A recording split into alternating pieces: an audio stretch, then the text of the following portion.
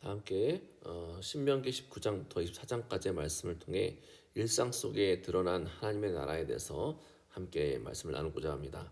신명기 29장부터 24장까지의 말씀은 얼핏 보면 여러 가지의 규칙이 흩어져 나열된 것처럼 보입니다. 그러나 이 말씀을 천천히 묵상해 보면 반드시 한 가지 메시지가 흐르고 있는데, 그것은 바로 하나님 나라는 예배당 안에서만 세워지는 것이 아니라 우리의 일상 속에서 세워진다는 사실입니다. 하나님은 이스라엘 백성에게 제사만 가르치신 것이 아니라 살아가는 방식 전체를 가르치셨다는 것입니다. 왜냐하면 하나님께서는 우리의 주일만이 아니라 월요일부터 토요일까지도 주관하시는 분이시기 때문에 그렇습니다. 먼저 하나님은 도피성제대로 말씀하십니다. 실수로 사람을 죽인 자가 무분별한 포복으로 죽임을 당하지 않도록 피할 길을 열어주신 것입니다. 이것은 생명을 가볍게 여기지 말라는 뜻이면서 동시에 복수의 악순환을 끊으라는 명령입니다. 하나님의 나라는 감정에 휘둘려 폭력이 이어지는 나라가 아니라 공의와 자비가 함께 흐르는 나라입니다. 하나님께서는 죄를 가벼이 여기지도 않으시지만 또한 무자비함도 허락하지 않으십니다. 공의와 긍휼이 함께 흘러야 한다는 것입니다. 또한 공정한 재판과 증언에 대해서 말씀하십니다. 두세 증인의 입으로 사실을 확정하라 하시고 거짓 증인은 그가 꾸민 대로 벌을 받게 하라고 말씀하셨습니다. 왜 이렇게 엄격하게 재판에 대해서 말씀하십니까? 공동체는 바로 신뢰 위에 세워져야 하기 때문에 그렇습니다. 거짓은 공동체를 무너뜨립니다. 하지만 하나님의 나라는 진리 위에 세워집니다. 우리가 말하는 한마디, 그리고 우리가 증언하는 한 문장이 누군가의 인생을 바꿀 수 있다는 사실을 하나님께서 너무나 잘 아십니다. 그래서 하나님께서는 우리의 혀를 거룩하게 사용하라고, 정직하게 사용하라고 말씀하신 것입니다. 전쟁에 대한 규례도 나옵니다. 전쟁터에 나가기 전에 제사장이 나아가 하나님을 의지하라고 선포합니다. 이것은 전쟁의 승패가 군사력에 달린 것이 아니라 하나님께 달려 있음을 반드시 기억하게 합니다. 또한 새 집을 지었거나 포도원을 심었거나 약혼 자는 돌아가게 하십니다. 두려워 떠는 자도 돌아가게 하십니다. 하나님은 억지로 싸우게 하시는 분이 아닙니다. 하나님의 나라는 두려움과 어떤 억압에 의해서 움직이는 나라가 아니라 믿음으로 서는 나라이기 때문에 그렇습니다. 가정에 대한 규례도 세밀합니다. 새로 결혼한 사람은 1년 동안 집에 머물며 아내를 즐겁게 하라고 말씀하셨습니다. 이것은 가정이 공동체의 기초임을 보여줍니다. 하나님의 나라는 강한 군대보다 건강한 가정을 통해 세워집니다. 또한 부모를 공경하는 질서, 남녀의 구별, 성윤리에 대한 규례를 통해 하나님께서는 몸과 관계의 거룩함을 지키라고 말씀하십니다. 우리의 몸은 우리의 것이 아니라 하나님께 속한 것이기 때문에 그렇습니다. 이웃의 소유를 보호하라는 말씀도 나옵니다. 잃어버린 물건을 보면 모른 척하지 말고 돌려주라고 하셨습니다. 품삯은 해가 지기 전에 주라고 하셨습니다. 가난한 자의 겉옷을 전당 잡았으면 해질 무렵에 돌려주라고 하셨습니다. 왜 이렇게까지 세밀하게 주님께서는 모든 것들을 말씀하셨을까요? 하나님께서는 강한 자의 편만 드시는 분이 아니시기 때문에 그렇습니다. 하나님은 고아와 과부, 나그네의 하나님이십니다. 하나님의 나라는 힘 있는 자가 약자를 억누르는 나라가 아니라 오히려 약자를 보호하는 나라이기 때문에 그렇습니다. 하나님께서 이자에 대해서도 말씀하시고 또 서원에 대해서도 말씀해 주셨습니다. 약속은 가벼이 여기지 말라고 하셨습니다. 말은 곧 책임이기 때문에 그렇습니다. 하나님은 신실하신 분이십니다.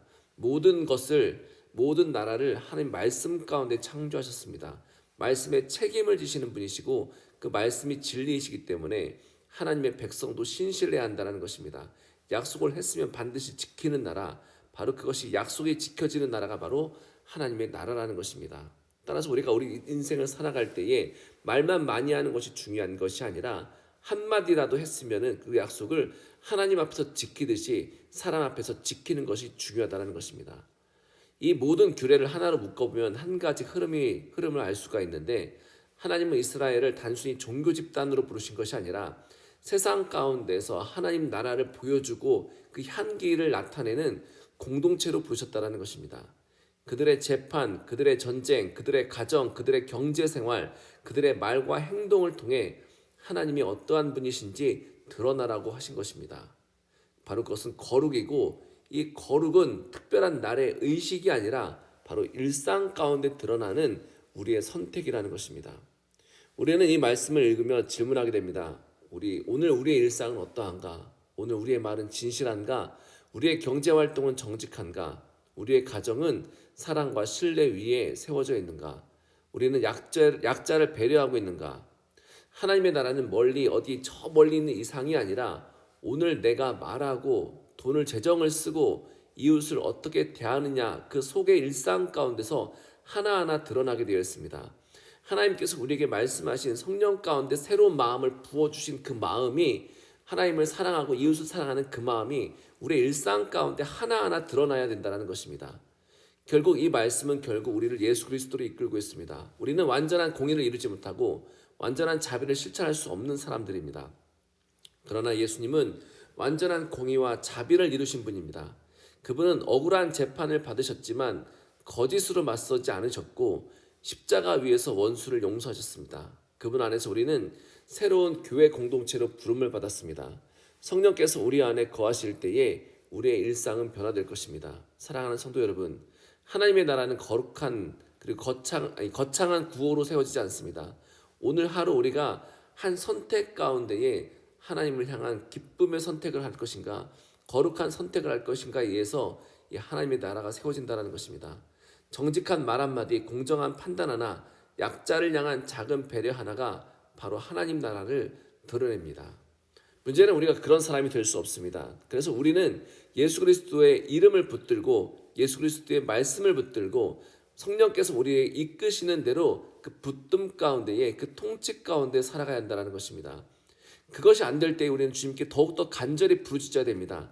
단순히 우리의 소망과 우리의 소원만을 이루기 위해서 붙드는 것이 아니라 정말 우리 인생 가운데 우리 일상 가운데 월요일부터 토요일까지 혹은 주일까지 우리의 삶 가운데 정말 하나님의 나라가 이루어지도록 하나님의 말씀이 이루어지도록 하나님의 뜻이 이루어지도록 하나님의 소망이 이루어지도록 우리는 반드시 기도하고 하나님의 나라가 우리 인생 가운데 침노할 수 있도록 계속해서 이 말씀을 붙들고 기도하며 부르짖어야 한다는 것입니다. 우리의 일상만을 위해서 기도하면 우리의 모든 일상이 이루어졌을 때 우리의 소망이 이루어졌을 때 우리의 꿈이 이루어졌을 때 우리는 기도를 멈출 것입니다. 하지만 하나님의 나라가 이루어지기를 간절히 기도하며 이 민족과 이 열방과 우리의 가정과 교회와 또 우리 이웃을 위해 기도한다면 우리는 계속해서 전진해 나갈 것이고 이 전진하는 우리의 삶을 통해서 하나님께서는 더 기뻐하실 것이고 우리의 지경이 넓어지게 될 것입니다. 신명기 19장부터 24장까지의 말씀 우리에게 묻습니다. 우리의 일상은 누구의 통치 가운데 있는가? 누구의 다스림 가운데 있는가? 우리의 삶 전체가 하나님의 다스림 아래에 놓여 있을 때 바로 그곳이 하나님의 나라라는 것입니다. 오늘 또 우리의 가정과 일터와 관계 속에서 이 하나님 나라가 크게 그리고 아주 폭넓게 그리고 충만하게 임하기를 간절히 소망합니다. 그것을 사모하는 우리 상속교회 성도님들 되시기를 간절히 소망합니다. 함께 기도하겠습니다. 사랑이 많으신 하나님 감사드립니다. 우리 마음 가운데 주님은 하나님 나라를 선물로 주셨습니다. 그런데 놀랍게도 신명기의 말씀을 통해서 하나님께서는 단순히 우리를 종교 집단으로 부르신 것이 아니라 우리의 일상 전체를 통해서 주의 나라를 나타내는 하나님 나라의 백성으로 삼으신 것을 함께 나누었습니다. 하나님, 우리는 그것을 할 수 없는 사람들입니다. 우리는 이웃 한 사람, 나에게 상처 주는 한 사람만도 용서하는 것이 쉽지 않은 사람들입니다. 그런데 성령께서 우리 가운데 오셔서 우리에게 새 마음을 부어주셨을 때 우리는 능히 용서할 수 있는 넉넉함이 있을 것이고 이웃을 사랑할 수 있을 것이고 공정하게 재판을 진행할 수 있을 것이고 우리 입술에 모든 것들이 정직하게 진행될 것이며 우리가 하는 사업체 가운데에 정직과 성실함으로 일을 진행할 수 있을 것입니다. 살아계신 하나님, 우리가 더욱더 간절히 부르짖게 하여 주옵소서. 우리 삶 가운데 하나님의 온전한 나라가 이루어지게 주님 인도하여 주옵소서. 내가 생각하고 있는 하나님 나라가 아니라 하나님께서 기뻐하시는 하나님 나라를 세워갈 수 있도록 주여 인도하여 주옵시고, 내가 생각하는 나의 꿈과 소망이 아니라 하나님께서 우리를 이 땅 가운데 보내신 하나님의 뜻과 하나님의 계획과 우리를 보내신 이 땅에 보내신 하나님의 목적 가운데 살 수 있도록 더욱더 주님께 부르짖으며 나갈 수 있도록 인도하여 주옵소서. 그래서 우리가 정말 하나님의 복 근원이 되게 주여 인도하여 주시고 복덩이가 되게 인도하여 주시고 우리가 받은 복을 세상 가운데 전하고 흘려보내서 우리가 함께 기뻐하며 함께 즐거워하며 함께 행복하며 우리가 세상을 주의 크신 복과 축복의 복으로 섬길 수 있도록 인도하여 주소서. 더욱더 예수 그리스도를 바라보며 하나님 우리가 할 수 없는 모든 것들을 주님은 하실 수 있사오니 할 수 있거든이 무슨 말이냐, 이 모든 것들은 그리스도 안에서 할 수 있음을 고백하며 매일매일 선포하며 살아가는 우리 귀한 상속의 성도님들 될 수 있도록 인도하여 주소서. 오늘 또 우리 삶 가운데, 가정 가운데, 이 교회와 이 나라와 민족 가운데 하나님의 손길과 하나님의 통치가 이루어질 줄 믿사오며 예수 그리스도의 이름으로 간절히 기도하였습니다. 아멘.